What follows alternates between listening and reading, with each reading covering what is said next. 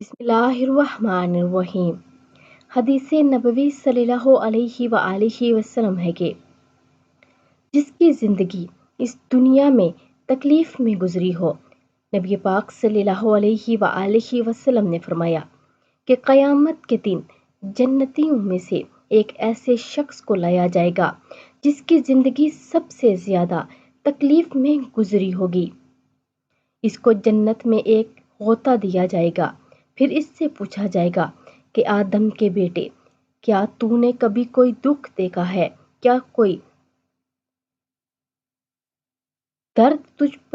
دور تجھ پر تکلیف کا گزرا ہے؟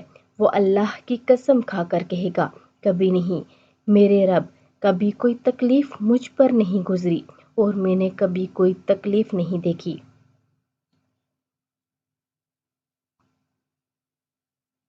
یہ دنیا میں سکون سے رہنے والے آخرت میں سب سے زیادہ تکلیف میں ہوں گے۔